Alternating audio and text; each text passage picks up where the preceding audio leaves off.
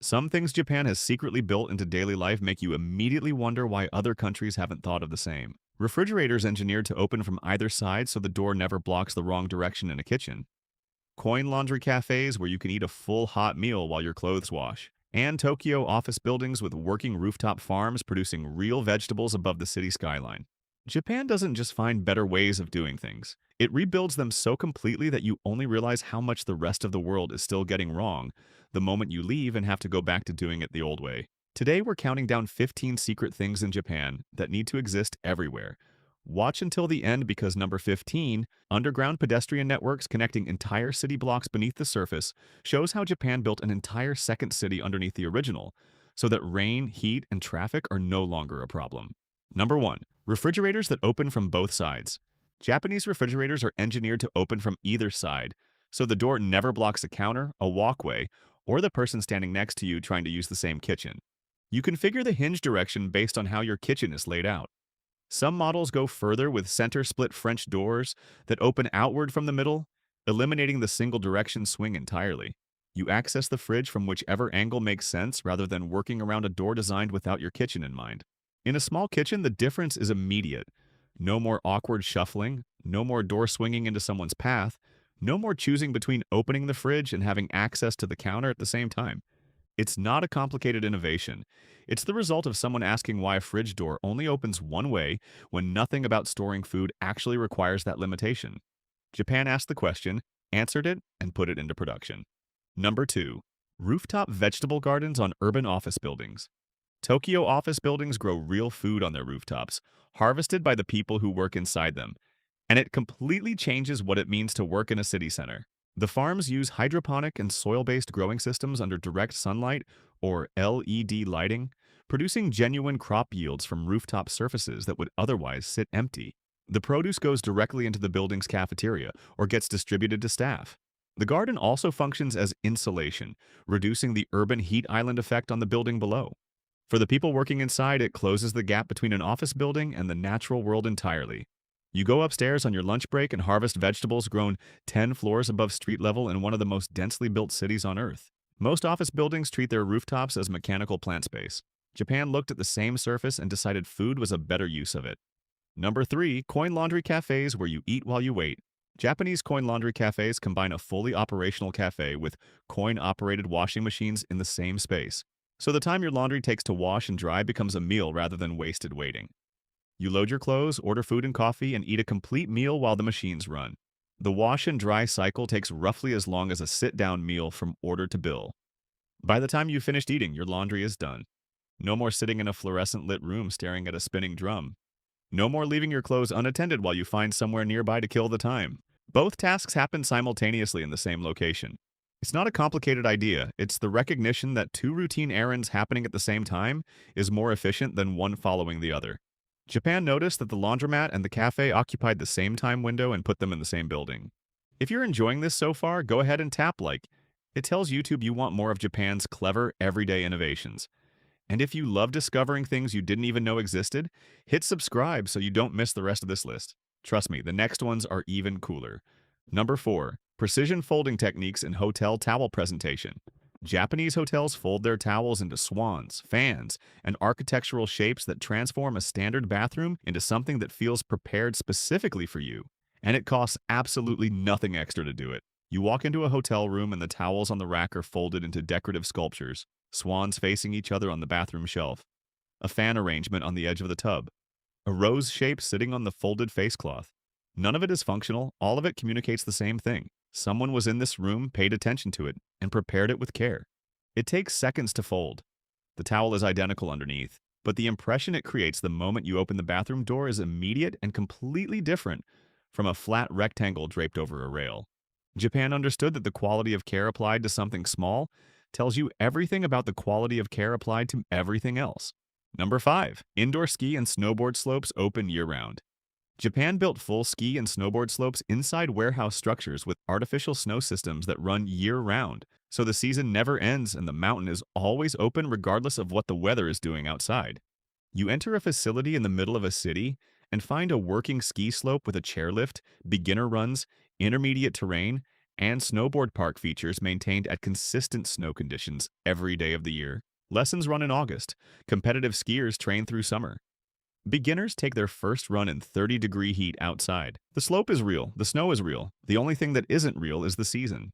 Most countries accept that skiing stops when the snow melts and resumes when it returns. Japan removed the dependency entirely by building the environment indoors and controlling it artificially. Access to the mountain stops being a calendar question and starts being a simple decision about whether you want to go today. Number 6. Public sleeping pods in airports and stations. Japan installed bookable sleeping pods in airports, train stations, and shopping centers so that fatigue during a long transit or a late-night wait has somewhere to go that isn't an airport chair shared with strangers. You book a pod through an app or a terminal, pay by the hour or by the minute, and get a fully enclosed private space with a flat sleeping surface, darkness control, ventilation, and a lockable entry. No staff interaction required, no check-in desk, no minimum booking period. The difference between a sleeping pod and an airport chair is the difference between actual rest and endurance. One recovers you, the other just passes the time until your gate opens. Fatigue doesn't schedule itself around hotel check-in windows or the first morning train. It arrives when it arrives. Japan built sleeping infrastructure that operates on the same terms, available at any hour, in the exact locations where people are most likely to need it. Number 7. Japan's forest coverage at 70%. Japan is one of the most densely populated countries on Earth. It is also one of the most forested, with approximately 70% of its land covered by trees. Both facts being true at the same time is not an accident. Japan maintains its forest coverage through a national management system with legally mandated replanting cycles, enforced harvest limits, and protected forest corridors that planning frameworks treat as public infrastructure rather than available development land. The result is a country where ancient forest and dense urban development exist within visible distance of each other. A 40-minute train from central Tokyo puts you in forest so thick and undisturbed that the city becomes genuinely inaudible.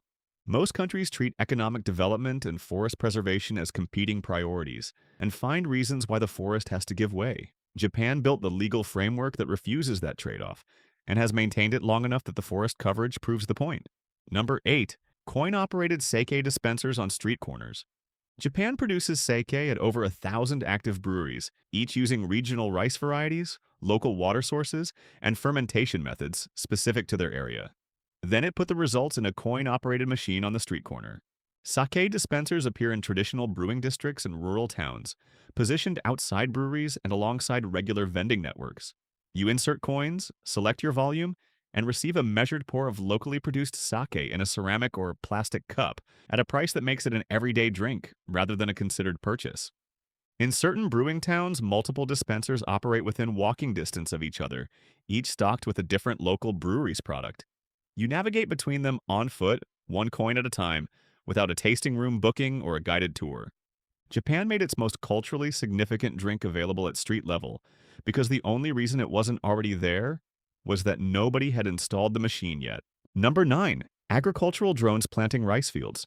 Rice planting is one of the most physically demanding stages of agriculture. Workers move through flooded fields in precise rows for hours at a time, across surfaces that actively resist movement. Japan sent drones instead.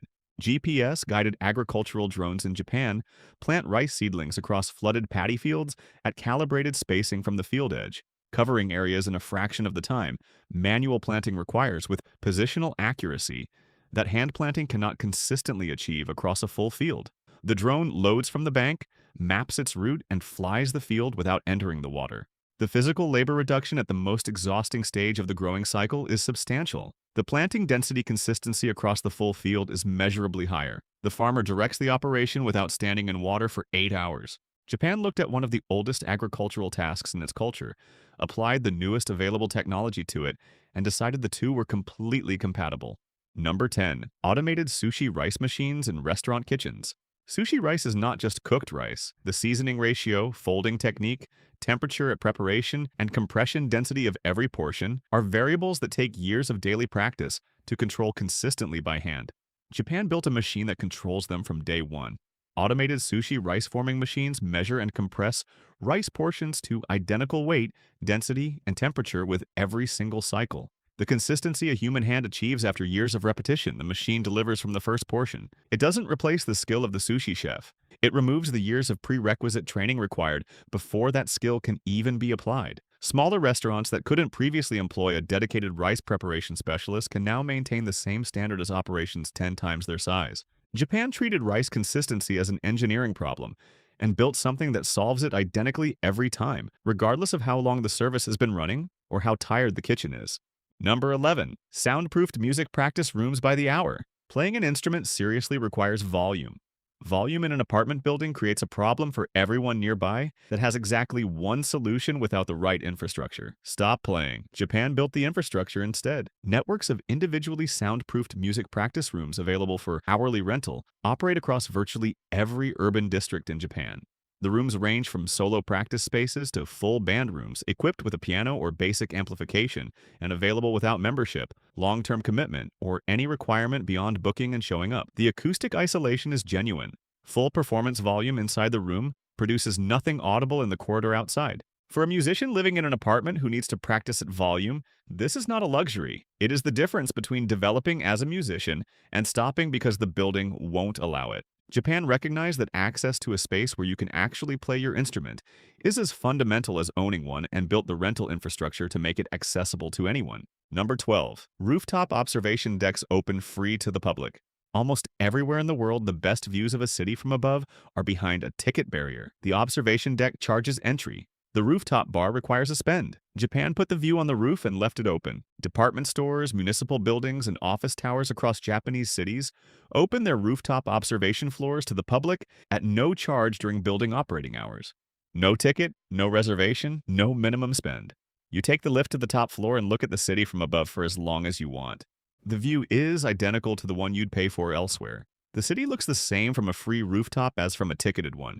The only difference is that Japan decided looking at a city from height was not a product to be monetized, but simply something a building with a roof could make available. So it did, and nobody had to pay for it. Number 13. Braille markings on alcohol cans. Every aluminum can of beer and alcohol produced for the Japanese domestic market carries raised Braille dots on the pull tab, indicating that the contents are alcoholic. Not some cans. Every can, every brand, every year. The purpose is straightforward. A visually impaired person reaching into a fridge, a bag, or a vending machine collection tray cannot distinguish an alcoholic drink from a non-alcoholic one by label alone. The Braille marking resolves that by touch in under a second, without requiring help from anyone else. The cost of adding a Braille emboss to a pull tab at the manufacturing stage is negligible. It requires no redesign of the can, no additional material, and no change to the production line beyond the embossing tool. The decision to do it is simply a question of whether accessible labeling is a standard manufacturing responsibility or an optional accommodation. Japan answered that question once, applied it as a production standard, and has printed it on every can since without further discussion. Number 14. Train delay certificates for any service late by 5 minutes. When a train is late, the passenger pays the price. An employer doesn't accept a verbal explanation. A school marks you late regardless. The transit operator's failure becomes your credibility problem to manage without any proof. Japan hands you the proof. Japanese train operators issue official printed delay certificates at the station to any passenger who requests one when a service runs more than 5 minutes behind schedule. The certificate states the line, the service, the scheduled time, and the actual delay. Employers, schools, and institutions accept it as formal documentation of transit disruption. It shifts accountability back where it belongs. The operator acknowledges the failure in writing and gives the passenger the means to prove it happened. You didn't choose to be late, the train was. Here is the paperwork that says so. Most countries treat a late train as weather, an inconvenience everyone absorbs privately. Japan treated it as a failure the operator owes the passenger documentation for. The difference in that attitude is significant. Number 15. Underground pedestrian networks between city blocks. Rain, heat, traffic, and distance are the 4 things that make walking between 2 points in a city feel like a commitment. Japan removed all 4 of them by building the walk underground. Underground pedestrian networks beneath major Japanese cities connect train stations, department stores, office buildings, hotels, and retail districts through climate-controlled corridors that allow cross-city journeys without stepping outside. The networks contain their own shops, restaurants, and cafes. They are not just tunnels. They are functional urban environments built below the surface of the city above. In Tokyo, Osaka, and Nagoya, these networks extend for kilometers. You enter a station in one district and emerge in a completely different neighborhood without having been exposed to outdoor conditions at any point. Summer heat, winter rain, rush hour pavement traffic, none of it applies once you take the stairs down. Japan built an entire second city underneath the first one. Everything that makes a city difficult to move through on the surface becomes completely irrelevant the moment you go below it. If you want to see more amazing things Japan is doing better than the rest of the world, then like and subscribe. And make sure to watch the video on your end screen, it's packed with even more crazy things.